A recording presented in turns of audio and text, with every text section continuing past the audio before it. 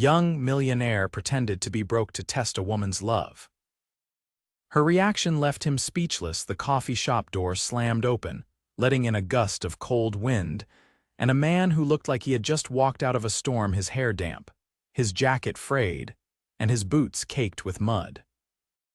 "Is there any chance you're still serving coffee?" he asked, his deep voice carrying a hint of exhaustion. Cassie looked up from wiping the counter, her heart skipping a beat.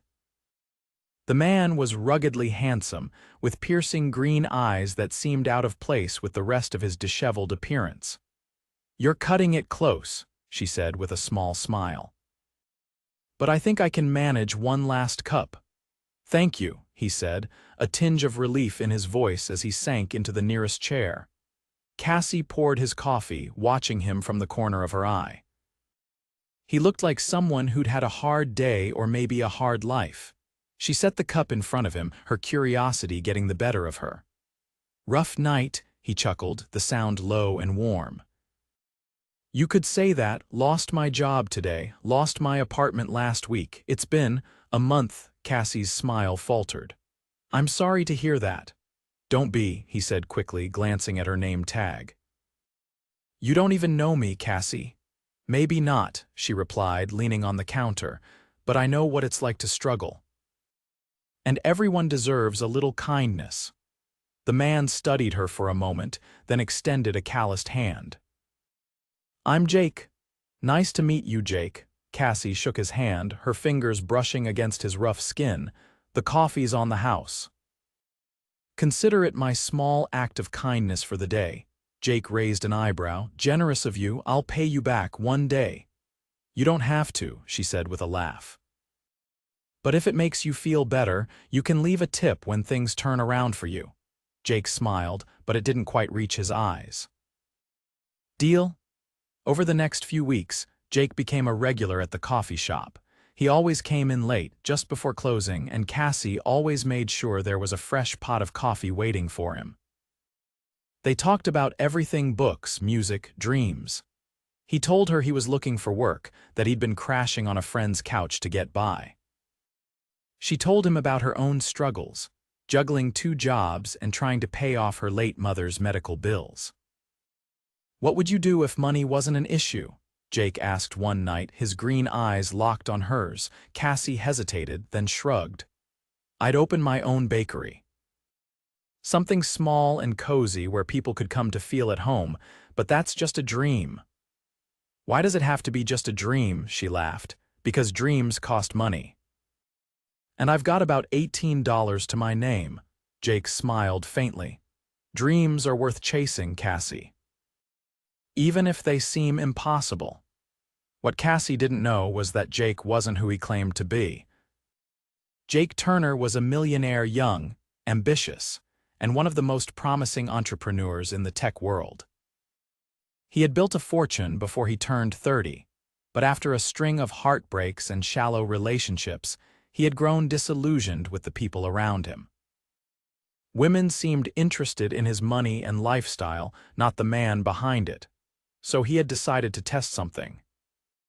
He left his penthouse, his luxury cars, and his designer suits behind and adopted the persona of a broke, down-on-his-luck man. He wanted to know if someone could love him for who he truly was, not for what he could provide. From the moment he met Cassie, he was drawn to her. She had a warmth and kindness that felt rare, and she treated him with a generosity he hadn't experienced in years. But as their connection deepened, Jake started to feel the weight of his lies. Every time she looked at him with those trusting eyes, he felt a pang of guilt. One night, Cassie surprised him with a small box wrapped in brown paper. "What's this?" he asked, his brow furrowing. "Open it," she said, a little shyly. Jake tore off the paper to reveal a pair of leather gloves. They weren't new, but they were in good condition. "I noticed your hands were always cold," she explained. "I know it's not much, but—" Jake stared at the gloves, his chest tightening. "Cassie, this is—" "Thank you," she waved him off. "It's nothing, just something I thought you could use." "It's not nothing," he said, his voice thick. "It's more than I deserve." Cassie tilted her head, studying him. "You're a good man, Jake. Don't let whatever you're going through make you forget that." Jake swallowed hard, unable to meet her gaze. "I don't know what I did to deserve you in my life, Cassie." Her cheeks flushed, but she didn't look away. "Maybe you were just in the right place at the right time." Jake smiled faintly, but inside his guilt was growing. How much longer could he keep up this charade? And what would happen when she found out the truth? A week later, Jake came into the coffee shop with a different energy. He seemed restless, his usual calm demeanor replaced by something more urgent. "Cassie, can I ask you something?" he said, his voice low. "Of course," she replied, her heart skipping a beat. "If someone lied to you, but their intentions were good, would you forgive them?" Cassie frowned. "I guess it would depend on the lie and the person." Jake nodded slowly, his jaw tightening. "What if they were scared of losing something or someone they cared about?" "Then I'd say they should stop lying and tell the truth," she said gently. "Because the longer they wait, the harder it'll be." Jake looked at her, his green eyes filled with something she couldn't quite place. "You're right," he murmured. "You always are." Jake didn't show up at the coffee shop for 3 days. Cassie tried to convince herself she wasn't worried. People had lives after all. Maybe he'd found a job or moved to a better place. Maybe he was just busy. But the gnawing feeling in her gut told her otherwise. Jake wasn't the type to disappear without a word, not after all the nights they'd spent talking about everything under the sun. On the 4th night, as she wiped down the counter in the empty shop, the bell above the door jingled. Her head snapped up, her heart leaping in her chest. It wasn't Jake. Instead, a man in a sleek gray suit entered, his polished shoes clicking against the floor. He looked so out of place in the cozy, worn-down coffee shop that Cassie almost laughed. He was tall, with sharp features and an air of authority that made the small space feel even smaller. "Can I help you?" she asked, setting the rag aside. "Are you Cassie?" The man's voice was smooth but clipped, like he was used to getting straight to the point, her brows furrowed. "Yes." "Who's asking?" He reached into his pocket and pulled out a sleek black business card, placing it on the counter in front of her. "My name is Henry Caldwell. I work for Jake Turner." Cassie blinked, staring at the card like it might bite her. "Jake Turner?" "Yes," Henry said, his tone brisk. "He asked me to deliver this to you personally." He slid a plain white envelope across the counter. Cassie hesitated before picking it up, her fingers trembling slightly as she tore it open. Inside was a handwritten note. "Cassie, I need to talk to you. Meet me at the Ivy Room tomorrow at 7 p.m. Please come."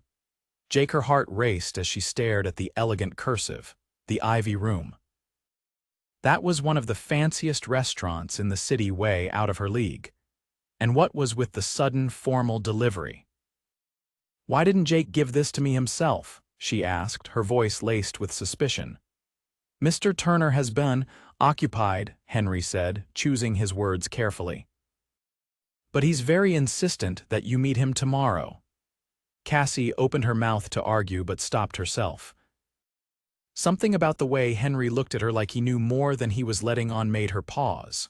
"Fine," she said finally. "I'll be there." Henry nodded once, his expression unreadable. "Good. He'll be expecting you." With that, he turned on his heel and walked out, leaving Cassie alone with the note and 1,000 questions swirling in her mind. The next day, Cassie stood outside the Ivy Room, her nerves threatening to get the better of her. She'd spent the last of her savings on a simple black dress and borrowed a pair of heels from her coworker. Even so, she felt wildly out of place as couples in designer outfits breezed past her, their laughter echoing through the crisp evening air. She took a deep breath and stepped inside, the warm glow of chandeliers bathing the room in golden light. A hostess greeted her with a practiced smile. "Do you have a reservation?" I'm meeting someone, Jake Turner." The hostess's smile widened slightly. "Right this way, miss." Cassie followed her through the opulent dining room, her heart pounding with every step. When they reached a secluded table near the back, her breath caught. Jake was already there, but he looked nothing like the man she'd come to know. Gone were the frayed jacket and muddy boots. He was dressed in a tailored navy suit that fit him perfectly, his hair neatly styled. Even his demeanor was different, calm, composed, and exuding a quiet confidence that made him seem almost like a stranger. "Cassie," he said, standing as she approached. "Jake," she replied, her voice barely above a whisper. He pulled out her chair, waiting for her to sit before taking his own. For a moment, neither of them spoke. Cassie's mind raced as she took in the lavish surroundings.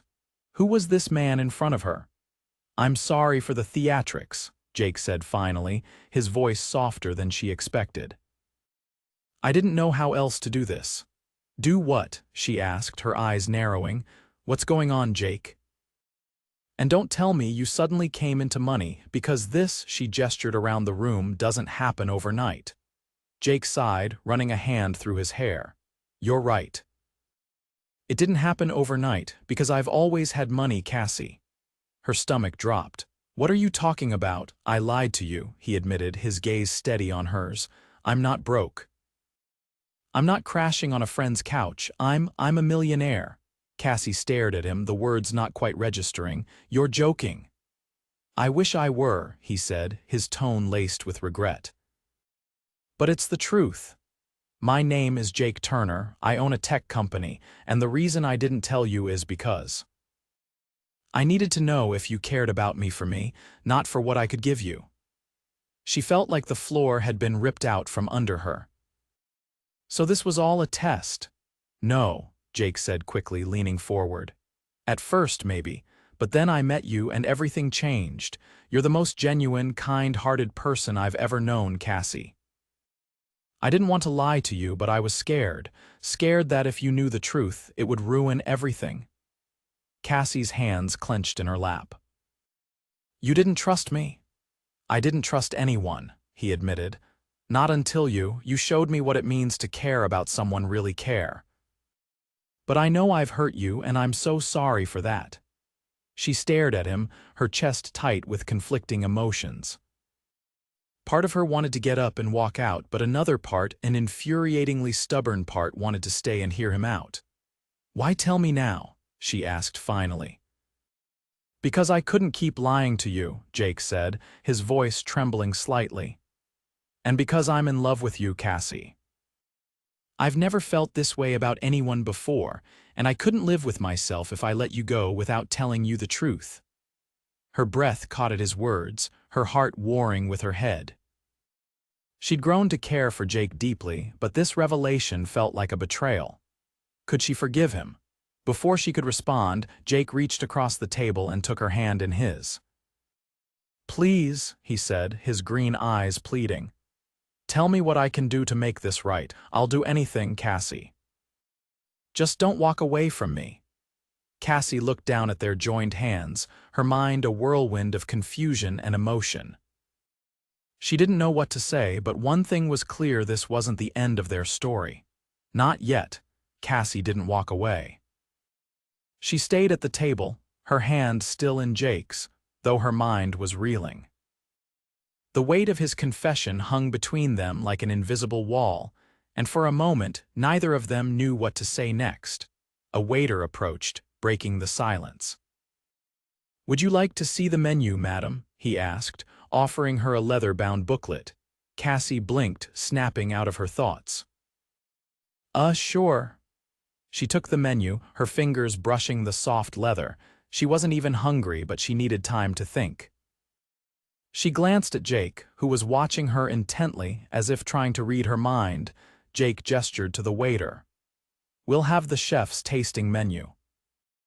"And a bottle of the house red, please." The waiter nodded and disappeared, leaving Cassie staring at Jake in disbelief. The chef's tasting menu. "Jake, do you even know how much that costs?" He gave her a small, almost sheepish smile. "It's on me," Cassie let out a dry laugh, shaking her head. Of course it is. You're a millionaire, right?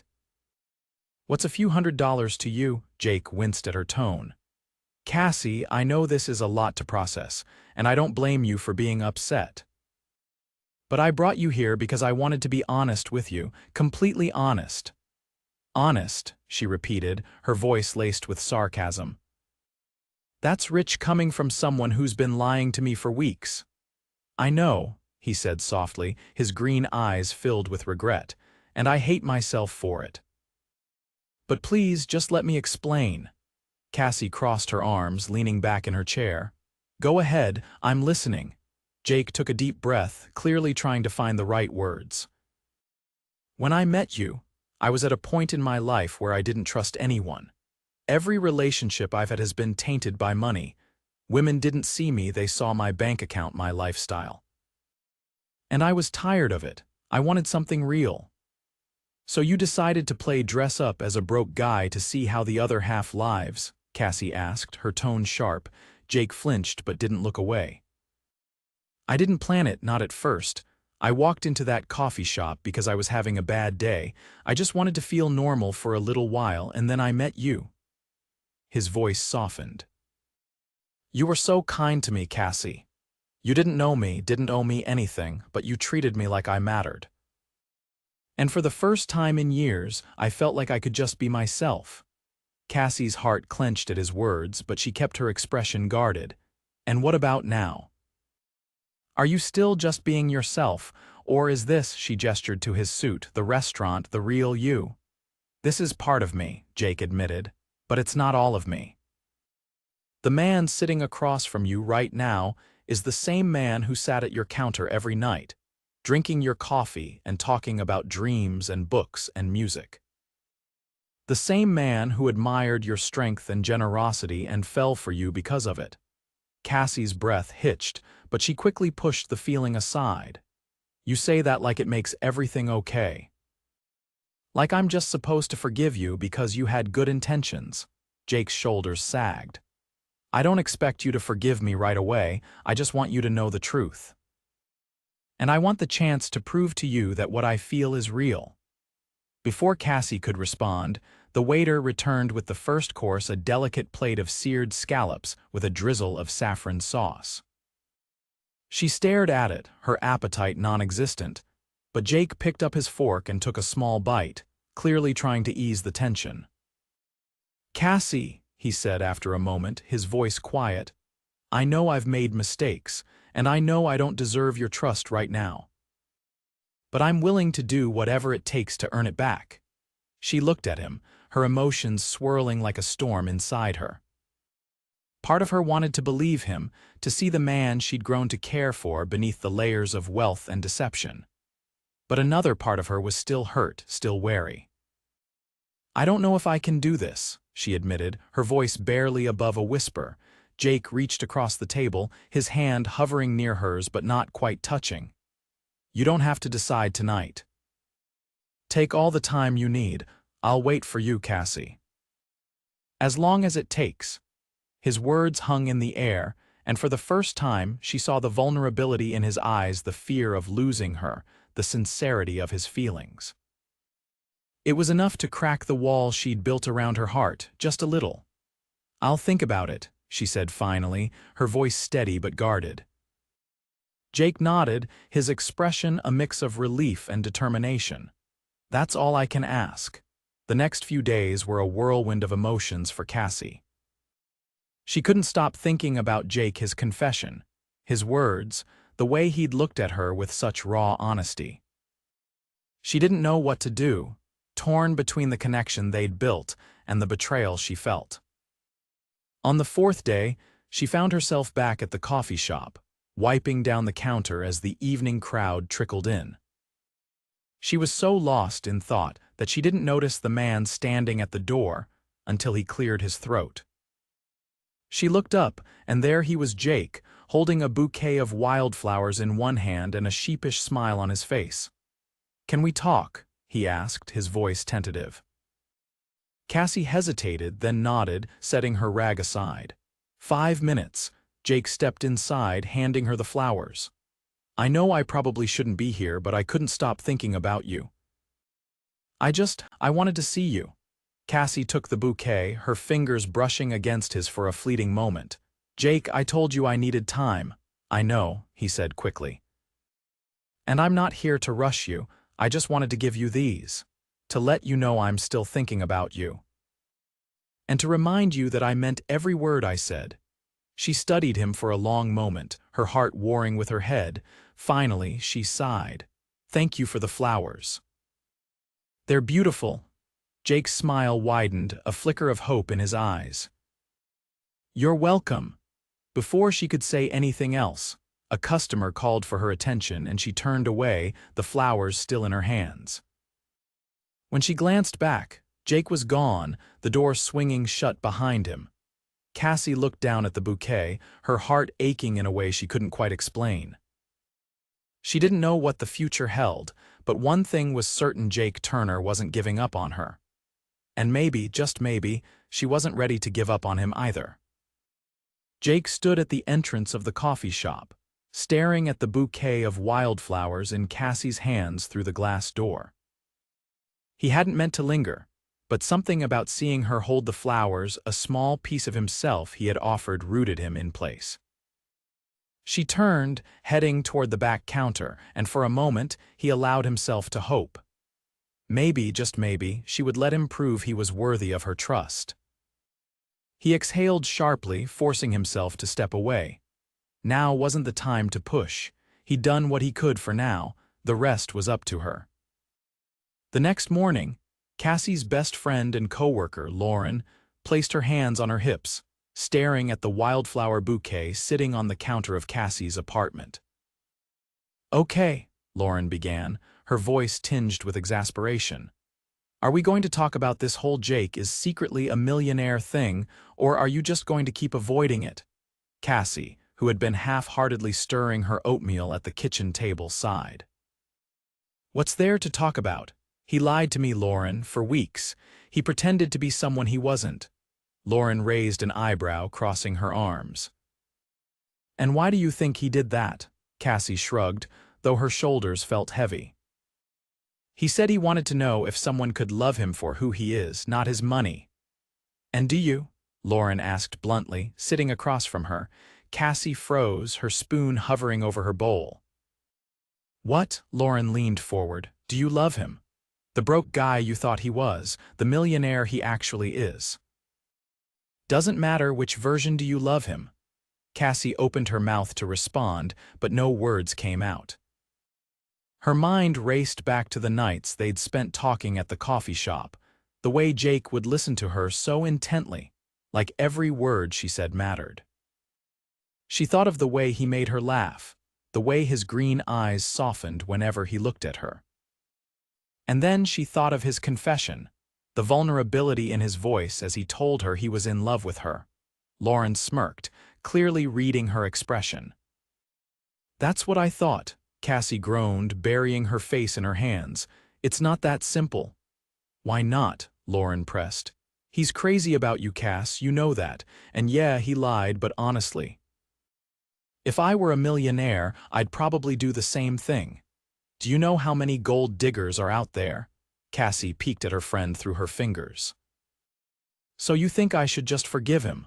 I think, Lauren said, standing up and grabbing her purse, that you need to figure out what you want. And if what you want is Jake, then don't let your pride get in the way.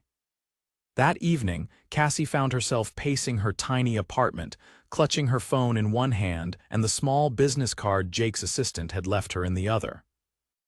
She had debated for hours whether she should call him, but every time she dialed the number, she panicked and hung up. Finally, she dropped the phone on the couch and grabbed her coat. She didn't need to call. She knew where to find him. Jake was sitting in his office, staring blankly at the city skyline through the floor-to-ceiling windows of his penthouse. His assistant, Henry, had just left after delivering yet another report, a report Jake couldn't focus on because his mind was consumed by Cassie. He had done everything he could to give her space, but the waiting was unbearable. Every second that passed without hearing from her felt like an eternity. A sudden knock at the door jolted him from his thoughts. He frowned, glancing at the time. It was nearly 8 p.m. Who would be visiting him now? He opened the door and his heart stopped. "Cassie," he breathed, his voice barely audible. She stood there, looking slightly out of breath, her cheeks flushed from the chilly evening air. Her eyes met his, and for a moment neither of them spoke. "Can I come in?" she asked softly. Jake stepped aside immediately, holding the door open for her. "Of course." Cassie walked into the penthouse, her eyes scanning the luxurious space. The sleek, modern furniture, the abstract art on the walls, the glittering chandelier above it was a far cry from the coffee shop where they'd first met. She turned to face him, her expression unreadable. "So this is the real you," Jake rubbed the back of his neck. "Part of me, yeah, but it's not the part that matters." Cassie tilted her head. "And what part does matter?" Jake took a step closer, his green eyes locked on hers. "The part that's standing in front of you, terrified of losing you. The part that fell in love with you because of your kindness, your strength, your heart." Her breath hitched, but she quickly masked it.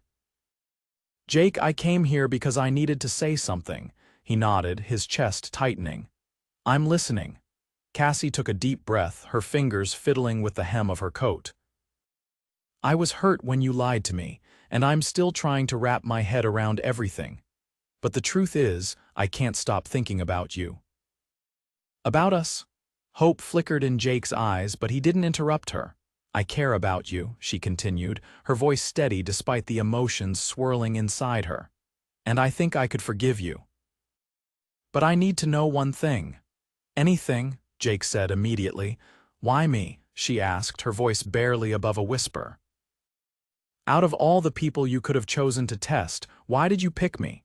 Jake's expression softened, and he reached out, gently taking her hands in his. "Because from the moment I met you, I knew you were different.